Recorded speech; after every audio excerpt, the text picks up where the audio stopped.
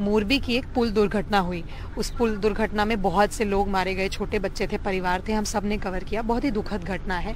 अब कहीं ना कहीं जो करप्शन और क्रिमिनल नेग्लिजेंस का केस है, हाई कोर्ट में भी वो आ गया है। म्यूनिसिपल कॉर्पोरेशन, नगर पालिका जो थी, सरकारी अथॉरिटी है, उन्होंने भी एडमिट किया कि देखिए हमारी गलती थी।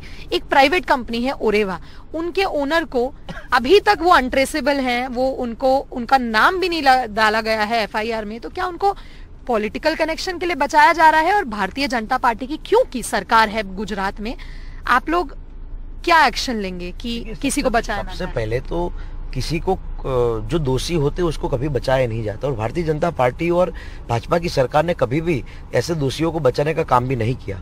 मोरबी की घटना बहुत ही दुखद थी और पूरे देश ने और विश्व ने, कई देशों के लोगों ने भी, नेताओं ने भी इस पर अपना दुख जाहिर किया है।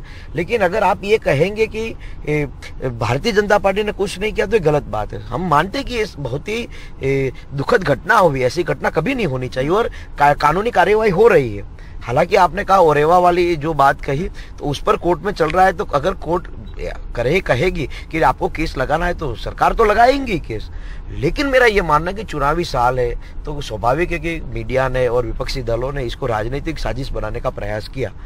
मैं बहुत स्पष्ट मानता हूँ, ऐसी घटनाएं गुजरात के 7 करोड़ लोगों को दुखी करती है और लोगों की जान बहुत ही कीमती होती है, किसी की जान पर खेल नहीं सकते।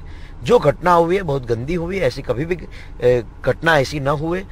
मैं समझ नहीं पाया कि इस घटना के बाद विपक्षी दलों ने जो राजनीति की है, ये राजनीति मौत के मलाजों पे नहीं करनी चाहिए थी और ऐसी घटनाओं का हम कभी समर्थन नहीं करते और ऐसी घटना दूसरी बार न हो, इसलिए सब लोगों ने सरकार से कहा है, ये मैं अकेला नहीं कह रहा हूँ, सब लोगों ने कहा है कि ऐसी घटना दूसरी बार ना हो, इसके लिए हमें ध्यान रखना चाहिए।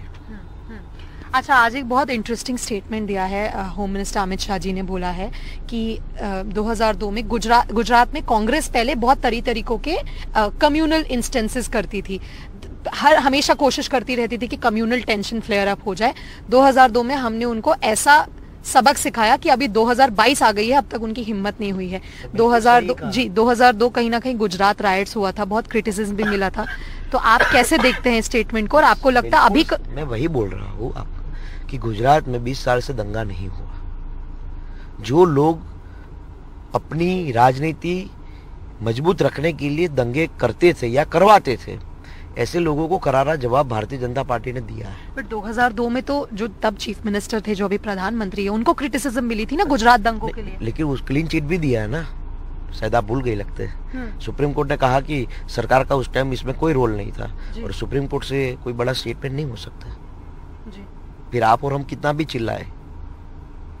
अभी क्या कम्युनलिज्म अभी कुछ है गुजरात में, अभी आपको लगता है बाकी स्टेट्स के कंपैरिजन में? देखिए, गुजरात में हमने शांति प्रदान की है, लेकिन अगर कोई शांति को अव्यवस्था खड़ा करने का प्रयास करेंगे तो सरकार स्वीकार नहीं करेगी। फटाफट से हार्दिक एक आखिरी सवाल ले लूंगी। कहीं ना कहीं थोड़ी पार्टी में हल्की फुल्की इनफाइटिंग थी आपको लेके कि इतना यंग कैंडिडेट है, इसको क्यों फील्ड कर रहे हो? किसने बोला ऐसा? अच्छा, ऐसा कुछ नहीं है, आप बोल रहे हो ना? मैंने तो सुना है। नहीं तो जब नॉमिनेशन था तो केंद्रीय मंत्री वगैरह क्यों आते? कल योगी आदित्यनाथ जी क्यों आ रहे हैं? 28 तारीख को नहीं, बड़े इन लोगों से इनफाइटिंग नहीं थी, पिछले जो कैंडिडेट रहे उनके नहीं, वो तो साथ घूम रहे, तो आपने देखा ही नहीं।